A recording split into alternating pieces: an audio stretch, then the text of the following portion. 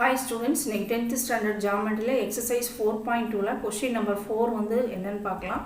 Question number 4 என்ன கொடுத்திருக்காங்க பாருங்க. In the figure, if PQ is parallel to BC and PR is parallel to CD, prove that AR by AD equal to AQ by AB. அதே மாதிரி இரண்டாவது வந்து QB by AQ equal to DR by AR அப்படின்னு சொல்லி கொடுத்திருக்காங்க. ரொம்ப எளிமையான problem தான். அந்த படத்தை வச்சு நம்ம ஈஸியாக அதை ப்ரூவ் பண்ணிடலாம்.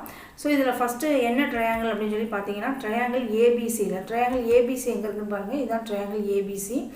இதில் PQ is parallel to BC அப்படின்னு சொல்லி கொடுத்துருக்காங்க. அது பார்த்தா உங்களுக்கு தெரியும் PQயும் பிசியும் பேரலாக இருக்குங்க. ஸோ பை தேல்ஸ் தியரம் இதை நம்ம எப்படி எழுதலாம்? AQ by QB equal to AP by PC அப்படின்னு எழுதலாம் இல்லையா? அடுத்ததாக இன்னொரு ட்ரையாங்கிள் இருக்குது. அதுக்கு முன்னாடி இதை ஒன்று நம்ம மார்க் பண்ணிக்குவோம்.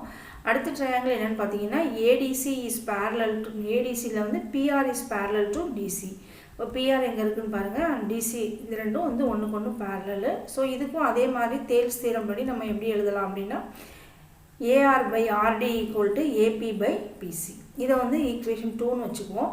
இப்போ வந்து 1ஐயும் 2ஐயும் ஈக்குவேட் பண்ணுவோம். ஏன்னா ரெண்டுலேயுமே வந்து உங்களுக்கு என்ன வந்திருக்கு அப்படின்னு சொல்லி பார்த்தீங்கன்னா இதுலேயும் AP by PC இருக்குது, இதுலேயும் AP by PC இருக்குது. ஸோ இது ரெண்டையும் நம்ம என்ன செஞ்சிடலாம்? ஈக்குவேட் பண்ணிடலாம்.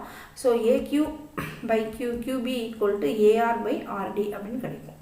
சரிங்களா? இப்போ நம்ம இது என்ன செய்ய போகிறோம் அப்படின்னா ஃபஸ்ட்டு இது ப்ரூவ் பண்ணுறதுக்காக இது ப்ரூவ் பண்ணுறதுக்காக இதில் நம்ம டேக்கிங் ரெசிப்ரோக்கல் எடுக்கிறோம். சரிங்களா? ரெசிப்ரோக்கல்னால் என்னது?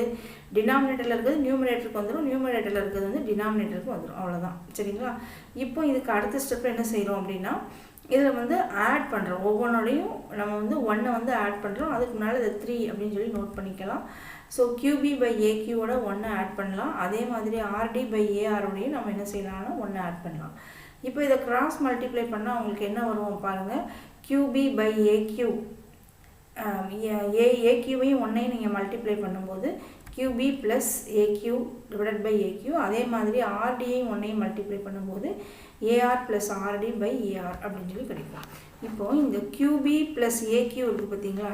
இந்த படத்தில் பார்த்தீங்கன்னா தெரியும் QB இந்த இருக்குது, AQ இந்த இருக்குது. சரிங்களா? ஸோ இந்த ரெண்டும் சேர்ந்து உங்களுக்கு என்னதான் இருக்கும்? உங்களுக்கு டோட்டலாக ABயாக இருக்கும். இந்த QBயும் AQவும் சேர்ந்து டோட்டல் AB. அப்போ இந்த QB ப்ளஸ் AQக்கு பதிலாக நான் என்ன போடலாம்? AB அப்படின்னு போடலாம் இல்லையா?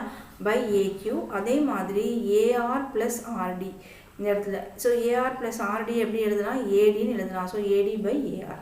நம்ம ஏற்கனவே இங்கே ஃபஸ்ட்டு ரெசிப்ரோக்கல் எடுத்ததுனால இப்போவே நம்ம என்ன செய்வோம்? மறுபடியும் இந்த ரெசிப்ரோக்கல் எடுக்கும்போது என்ன வந்துடும்? AQ by AB equal to AR by ADன்னு கிடச்சிடும். இப்போ பாருங்கள் உங்களுக்கு 1வது இது வந்து என்ன ஆயிடுச்சு? ப்ரூஃப் ஆயிடுச்சு. இப்போ நம்ம அடுத்து என்ன செய்யணும்? ரெண்டாவதாக இருக்கக்கூடியதை ப்ரூஃப் பண்ணணும். இது ரொம்ப ஈஸி. ஏற்கனவே நம்ம ப்ரூஃப் பண்ணிட்டோம். என்னதுன்னு பாருங்கள். ஃப்ரம் 3 3 போட்டிருக்கோமே. முதல் இதை ரெசிப்ரோக்கல் எடுத்து வச்சுருக்கோம் இல்லையா? ஸோ அதுதான் அங்கே இது. So from 3 we have QB by AQ equal to என்ன கிடச்சிருக்குது அப்படின்னாக்கா DR by AR அப்படின்னு சொல்லி கிடச்சிருக்குது. Thank you students.